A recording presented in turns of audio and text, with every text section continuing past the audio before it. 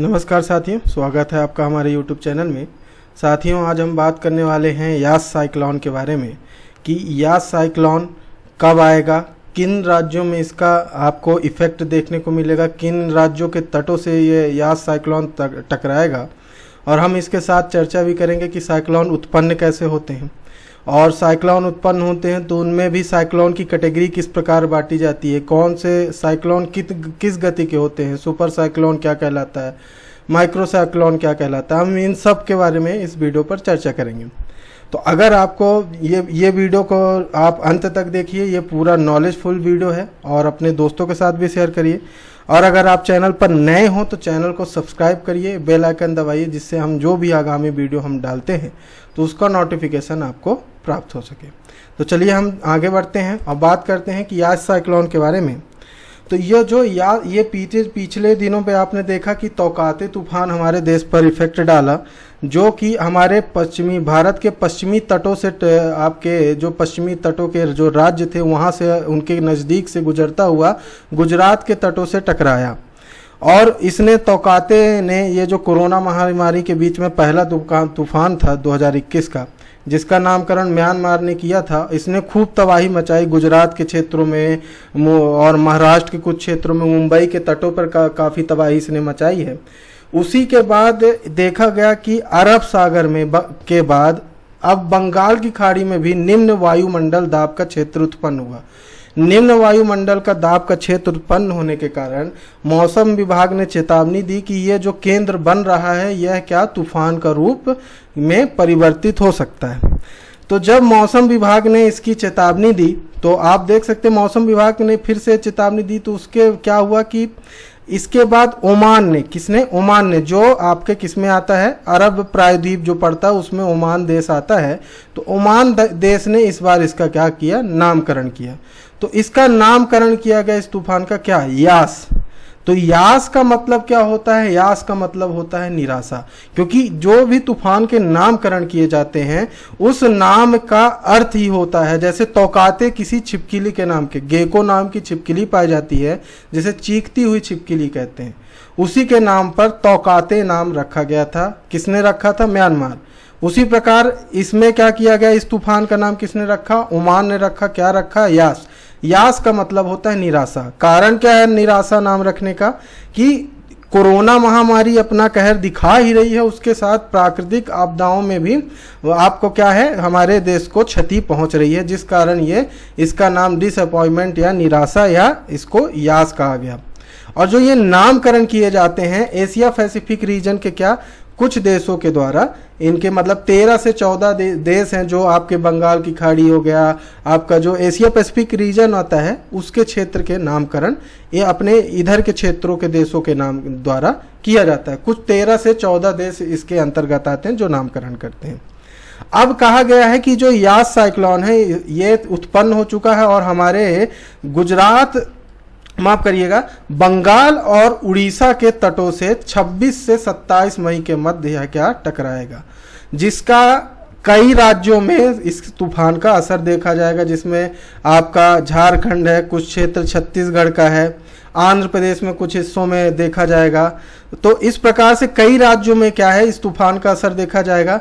और अंदाजा लगाया जा रहा है कि ये जो तूफान है ये भी कई तबाही मचा सकता है, इसके द्वारा कई क्षतियाँ पहुंचाई जा सकती हैं। अब हम आगे बढ़ते हैं, अब देखते हैं कि साइक्लोन का फॉर्मेशन कैसे होता है। तो आप जो डायग्राम देख रहे हैं अपनी स्क्रीन में, तो ये देखिए, इसमें ये जो आपका समुद्र है, आपका जो ओशियन है, इसमें क्या हुआ, वेपराइजेशन की प्रक्रिया हुई। और जो आपका निम्न केंद्र बिंदु कब बनता है, जब गर्मी में क्या होता है कि जो हमारे वायुमंडल में गैस पाई जाती है वो गर्म होकर क्या हो जाती है, उसकी वो हल्की हो जाती है। और कोई भी वस्तु हल्की होगी, हवा है तो क्या है, ऊपर की ओर उठती है। तो इसी प्रकार यहाँ जब वेपोराइजेशन होता है और कुछ ज़्यादा गर्मी पड़ती है तो ये जो आपकी क्या यहाँ की गैसें हैं वो क्या होती हैं, ऊपर की ओर उठती हैं। ऊपर की उठने के बाद वायुमंडल में कई लेयर हैं, और इसमें ये होता है कि ये एक पर्टिकुलर लेयर के आगे ये जो गैसें हैं वो आगे नहीं बढ़ सकती। अब कोई भी चीज़ है, अगर एक जैसे यहाँ पे अगर मान लीजिए कि ये दीवार है, अगर आप कोई पत्थर फेंकेंगे तो ये दीवार से क्या होगा, टकरा के किसी न किसी दिशा पे मुड़ेगा। उसी प्रकार क्या होता है कि ये जो गैसें हैं ये ऊपर उठती हैं और अपनी क्या दिशा बदलती हैं। जब दिशा बदलती हैं तो ये क्या होता है, यहाँ पे निम्न दाब का क्षेत्र बनता है। निम्न दाब का क्षेत्र बनने के कारण क्या होती है, एयर क्या है, सर्कुलर क्या इसमें एंटी क्लॉकवाइज क्या होती है, घूमने लगती है। जब एंटी क्लॉकवाइज घूमने लगती है तो ये धीरे से क्या करती हैं, चक्रवात का रूप ले लेती हैं और चक्रवात का रूप लेते हुए ये आगे बढ़ने लगती हैं और जो ये तूफान के रूप में परिवर्तित होकर आपके तटीय क्षेत्रों में और जो भी जहां के राज्यों में टकराती हैं वहां क्या तबाही मचाती हैं। अब बात करते हैं कि ये किस दिशा में बढ़ रहा है। तो आप देख सकते हैं ये सैटेलाइट व्यू दिया गया है मौसम विभाग द्वारा। तो ये इस प्रकार से यहाँ पे फॉर्मेशन हुआ है यास तूफान का, यास चक्रवात का। ये और एक इमेज में दिखाने की कोशिश कर रहा हूँ। तो ये देखिए, ये जो केंद्र बिंदु ये क्या है, निम्न वायु दाब का केंद्र बिंदु बन रहा है। ये आप रेड लाइन पे देख सकते हैं।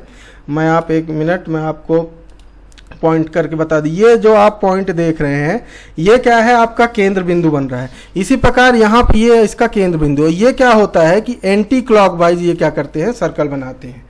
किस प्रकार बनाते हैं, एंटी क्लॉकवाइज बनाते हैं।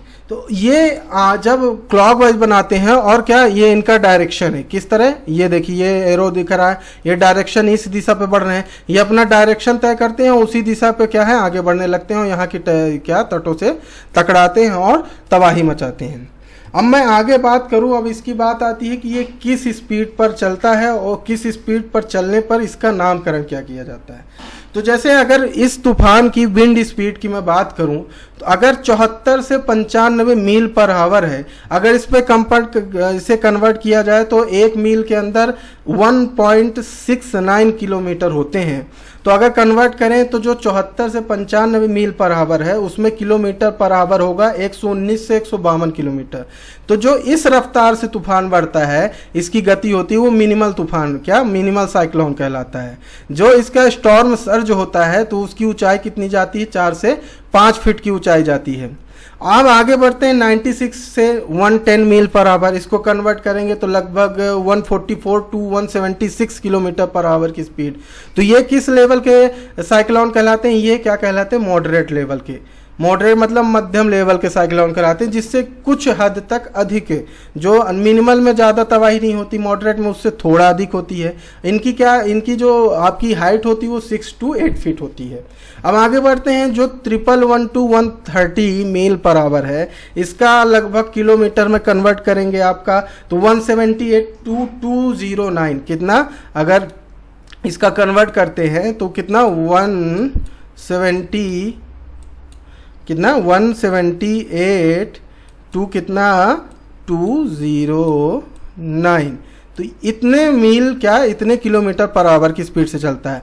जो यास साइक्लोन है ये आपको याद रखना है कि एक्सटेंसिव किस डैमेज प्रक्रिया मतलब किस प्रकार का साइक्लोन है, एक्सटेंसिव प्रकार का साइक्लोन है। कौन सा, यास साइक्लोन, जो कितनी गति पर चलेगा, 178 से 209 किलोमीटर पर आवर की गति से बढ़ेगा। इसी प्रकार आगे देखेंगे तो 131 से 155 मील पर आवर, अर्थात 210 से 249 का तो एक्सट्रीम पे चले जाते हैं। इसी के बाद आगे बढ़ते हैं तो 155 से जो भी अधिक हो देंगे वो कैटास्ट्रोफिक साइक्लोन कहलाते हैं। उसी प्रकार इसमें भी आपको पूरा वही सिस्टम बताया गया है। आगे बढ़ते हैं तो आगे मैं बात करूं तो इसमें और भी होते हैं कि इनकी इंटेंसिटी कितनी होती है, क्या इंटेंसिटी कितनी होती है। तो अब बात करें तो आप देख सकते हैं इसमें हरिकेन जो उत्पन्न होते हैं उसमें उनकी इंटेंसिटी लेवल कितनी होती है 45%, और जो गैले इंटेंसिटी होती है वो 26%, और स्टॉर्म जो आपका तूफान आता है उसकी इंटेंसिटी कितनी होती है 29% होती है। तो ये पूरी बात होती है आपकी किसकी, साइक्लोन की। किस प्रकार निम्न वायुदाब का क्षेत्र बनता है, क्योंकि हमारा जो देश है कर्क रेखा के पास आता है और जो सूर्य की किरणें होती हैं वो हमेशा क्या जैसे भूमध्य रेखा पर लंबवत पड़ती हैं, और जो हमारा डेट निर्धारित होता है कि इस डेट से इस डेट पर क्या होगा, कर्क रेखा पर लंबवत होती हैं। उसी प्रकार क्या होता है कि मकर रेखा पर भी एक डेट पर क्या होती हैं, लंबवत पड़ती हैं। वो आप जियोग्राफी में मैं आपको उसका एक अलग से लेक्चर बना के डाल दूंगा, उसमें मैं पूरा क्लियर कर दूंगा किस प्रकार से आपके कहाँ पे किस जगह पे आपका निम्न वायुदाब वायुमंडल के उसमें मैं आपको पूरा समझा दूंगा। तो ये पूरा रहा आपको ये आज का लेक्चर। अगर आपको हमारा वीडियो अच्छा लगा हो तो वीडियो को लाइक करिए, चैनल को सब्सक्राइब करिए और हमको सपोर्ट करिए। अगर आप सपोर्ट करेंगे और अगर आपको किसी और भी सब्जेक्ट का, जिस भी टॉपिक पर आपको लगता है कि हमें वीडियो बनाना चाहिए, आपको अगर लगता है कि हमें इस सब्जेक्ट पर डाउट है, इस टॉपिक पर, तो वो हमें कमेंट के माध्यम से बताइए। हम आपके डाउट को क्लियर करेंगे और उस पर भी वीडियो बनाने की कोशिश करेंगे। धन्यवाद।